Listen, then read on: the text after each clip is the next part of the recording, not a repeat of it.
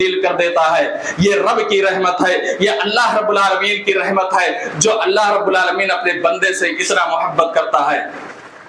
میرے بھائیو اور دوستو, ایک بندہ جب گناہ کرنے کے بعد توبہ کرتا ہے, گناہوں کی معافی مانگتا ہے, اللہ رب العالمین سے اپنے گناہوں کی معافی مانگتا ہے, اللہ رب العالمین اس بندے سے بہت زیادہ خوش ہوتا ہے.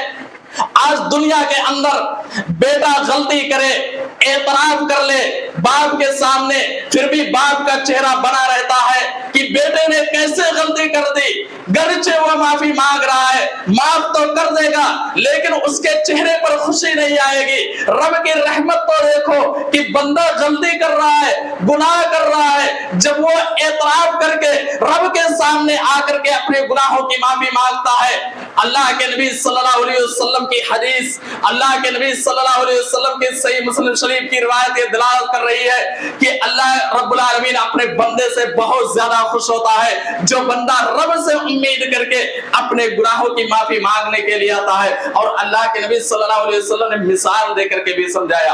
اللہ کے نبی صلی اللہ علیہ وسلم کہتے ہیں کہ اللہ رب العالمین اپنے بندے سے, اس بندے سے بھی زیادہ خوش ہوتا ہے جو بندہ کسی صحرا میں جا رہا ہو, جو بندہ کسی جنگل کی طرف گیا ہو, اونٹ پر ساز و سامان بھی لدا ہوا ہو, کھانے پینے کی چیزیں بھی موجود ہوں, وہ بندہ کسی درخت کے نیچے بیٹھ کر کے آرام کرنے لگتا ہے, نیند لگ جاتی ہے.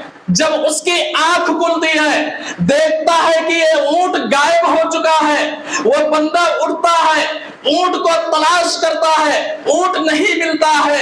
وہ بندہ سوچتا ہے اب تو موت یقینی ہے, موت اب تو آ جائے گی, شہر کی طرف جائیں گے, شہر بہت دور ہے, یہی زندگی گزاریں گے, یہاں ہم رہ نہیں سکتے, کھانے پینے کی کوئی چیز موجود نہیں ہے, اب تو موت یقینی ہے. وہ بندہ مایوس ہو کر کے آتا ہے, پھر اسی درخت کے نیچے آرام کرتا ہے, نیند لگ جاتی ہے, پھر اس کی آنکھ کھلتی ہے, پھر دیکھتا ہے کہ وہ اونٹ اس کے سامنے کھڑا ہوا ہے. وہ بندہ خوشی سے اٹھتا ہے, اپنے اونٹنی کی نکیل کو پکڑ کر کے کہتا ہے اے اللہ تو میرا بندہ ہے, میں تیرا رب ہوں. یعنی خوشی کے عالم میں زبان سے کیا نکل رہا ہے اسے کچھ پتا نہیں ہے. اللہ کے نبی صلی اللہ علیہ وسلم کہتے ہیں رب العالمین اس بندے سے کہیں زیادہ خوش ہوتا ہے جو بندہ غلطی کرنے کے بعد, جو گناہ کرنے کے بعد, جو خطائی کرنے کے بعد, جو رب کی عدالت میں آ کر کے اپنی گناہوں کی معافی مانگتا ہے.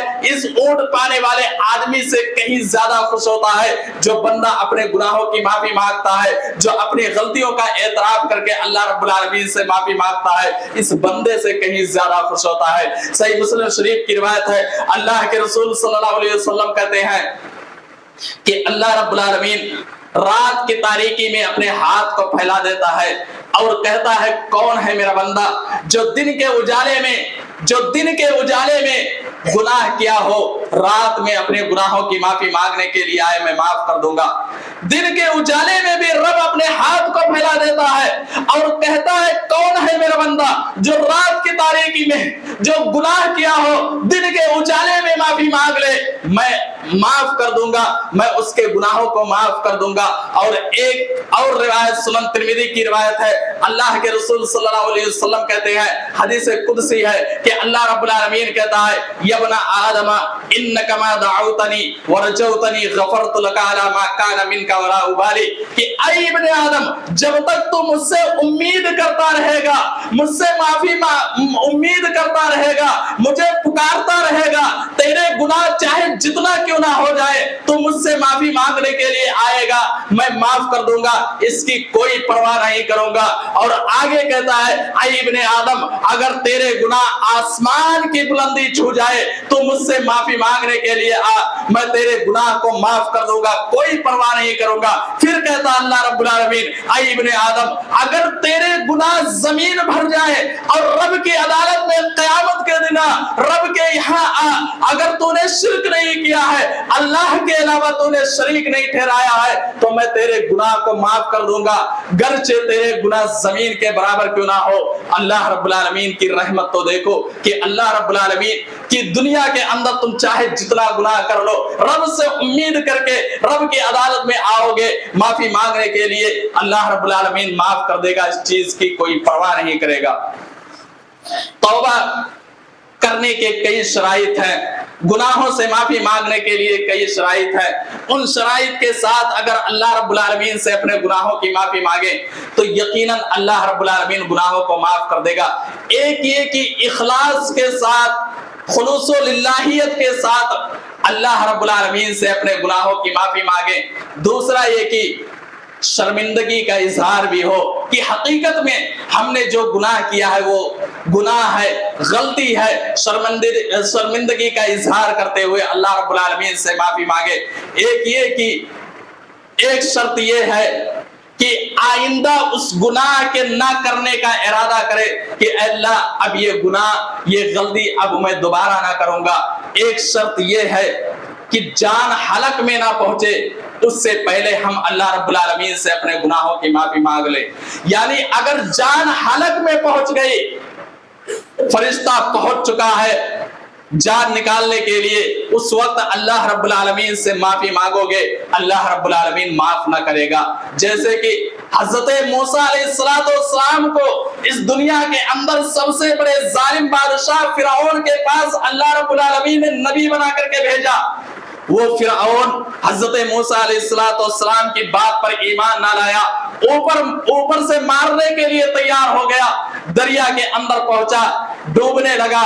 جب اسے یقین ہو گیا کہ اب میں ڈوب جاؤں گا، اب میں نہیں بچوں گا، تو وہ کہتا ہے میں ایمان لایا موسیٰ کے رب پر میں ایمان لے آیا۔ اللہ رب العالمین نے اس کی توبہ کو قبول نہ کیا، اسے معاف نہیں کیا، تو جان حلق میں پہنچ جائے گی، اس وقت توبہ کرو گے، اللہ رب العالمین توبہ قبول نہیں کرے گا۔ اور ایک شرط یہ ہے کہ غلطی اگر دنیا کے اندر حقوق العباد کے تعلق سے ہو، حقوق العباد کے تعلق سے ہم نے غلطیاں کی ہو تو پہلے اس سے معافی مانگنا چاہیے۔ اگر کسی کو آپ نے مارا ہے، ظلم کیا ہے، اس سے معافی مانگو۔ کسی کا دل دکھایا ہے، اس سے معافی مانگو۔ کسی کو گالی دی ہے، اس سے معافی مانگو۔ اور کسی کو برا بھلا کہا ہے، اس سے پہلے معافی مانگو۔ یا کسی کی زمین جائیداد یا کسی کے مال کو لے لیا ہے، اس کو واپس کر دو، پھر واپس کر کے اس سے معافی مانگو۔ اس کے بعد اللہ رب العالمین سے توبہ کرو، پھر اللہ رب العالمین توبہ قبول کرے گا۔ یعنی ان شرائط کے ساتھ اگر اللہ رب العالمین سے توبہ کرتے ہیں، گناہوں کی معافی مانگتے ہیں، تو اللہ رب العالمین ضرور بضرور گناہوں کو معاف کر دے گا، تمہاری توبہ کو ضرور بضرور قبول کرے گا۔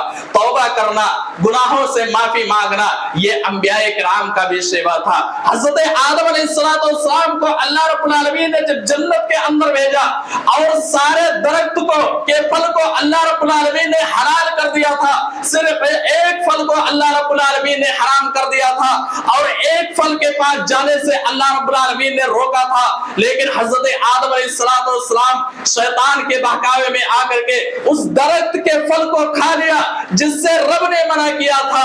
حضرت آدم علیہ السلام نے غلطی کی، دنیا کے اندر آئے، غلطی کا احساس ہوا، حضرت آدم علیہ السلام نے رب سے معافی مانگی، ربنا ظلمنا انفسنا وان لم تغفر لنا وترحمنا لنكونن من الخاسرین۔ اللہ رب العالمین نے ان کے گناہ، ان کے اس غلطی کو معاف کر دیا جو انہوں نے غلطی کی تھی۔ حضرت نوح علیہ السلام نے بھی غلطی کی، حضرت نوح علیہ السلام 950 سال تک تبلیغ کی تھی، ایمان بہت کم لوگ لائے، اللہ رب العالمین نے حکم دیا کشتی میں سوار ہو جاؤ، کشتی میں سوار ہو گئے، رب کا عذاب آیا، آسمان سے بھی زمین سے بھی۔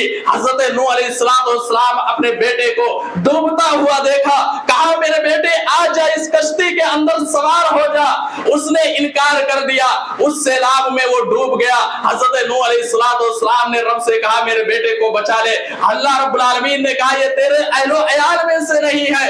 پھر ان کو اپنی غلطی کا احساس ہوا، حضرت نوح علیہ السلام نے معافی مانگی، اللہ رب العالمین نے معاف کر دیا۔ حضرت یونس علیہ السلام سے بھی غلطی ہوئی، وہ اپنے قوم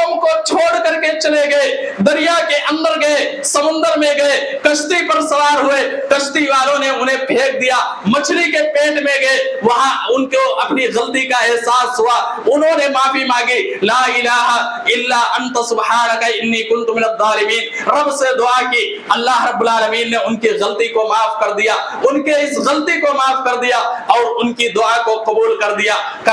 نبی محترم علیہ الصلوۃ والسلام جسے اللہ رب العالمین نے رحمت للعالمین بنا کر کے بھیجا, جس کے ہاتھ سے قیامت کے دن جنت کا دروازہ کھلنے والا ہے, جس کے ہاتھ سے, جس کے سفارش سے قیامت کے دن نہ جانے کتنے لوگ جہنم کے عذاب سے آزاد ہو جائیں گے, وہ نبی جس کے بارے میں رب نے کہہ دیا تھا لیغفر لک اللہ ما تقدم من ذنبک, اے نبی ہم نے آپ کے سارے گناہ کو, اگلے اور پچھلے تمام گناہ کو معاف کر دیا ہے. وہ نبی دن میں اگر استغفار کرتے ہیں تو 100 مرتبہ اللہ کے نبی صلی اللہ علیہ وسلم استغفار کرتے ہیں. وہ نبی جو معصوم عن الخطا تھے, جن سے غلطیاں ہی نہیں ہوئی, وہ نبی رب سے 100 مرتبہ ایک دن میں استغفار کرتے ہیں. اسی لیے ہمیں کثرت سے اللہ رب العالمین سے معافی مانگنا چاہیے, گناہوں سے توبہ کرنا چاہیے, کثرت سے استغفار کرنا چاہیے. وہ قوم جو استغفار کرتی ہے اس قوم پر اللہ رب العالمین اپنا عذاب نازل نہیں کرتا ہے. اس دنیا کے اندر اس جگہ اللہ رب العالمین عذاب نازل نہیں کرتا, جس جگہ نبی ہو وہاں اللہ رب العالمین عذاب نازل نہیں کرتا.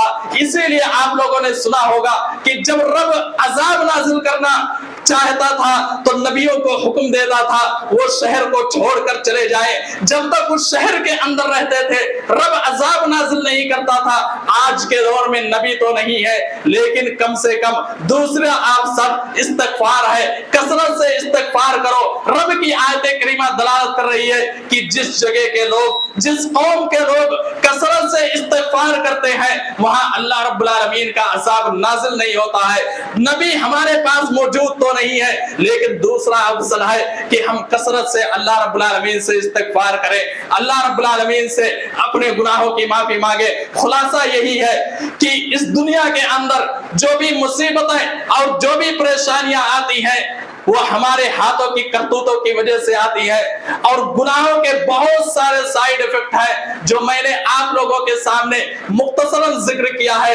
اسی لیے ہمیں چاہیے کہ رب العالمین سے اپنے گناہوں کی معافی مانگے. اللہ رب العالمین سے دعا ہے بار الہ تو ہمیں سب سے زیادہ گناہوں کی معافی مانگنے کی توفیق دے. اے اللہ تو ہمارے گناہوں کو معاف کر دے, اے اللہ تو ہمارے اوپر رحم فرما, اے اللہ ہم میں سے اس دنیا کے اندر جو پریشان ہیں ان کی پریشانیوں کو دور کر دے, جو بیمار ہیں انہیں شفائے کاملہ و عاجلہ عطا فرما. اے اللہ جو مصیبتوں میں ہیں ان کی مصیبتوں کو بھی دور کر دے. اے اللہ اس دنیا کے اندر جب تک زندہ رکھ, ایمان کی حالت میں زندہ رکھ, جب خاتمہ ہو تو ایمان کی حالت میں خاتمہ ہو. وآخر دعوانا الحمدللہ رب العالمین.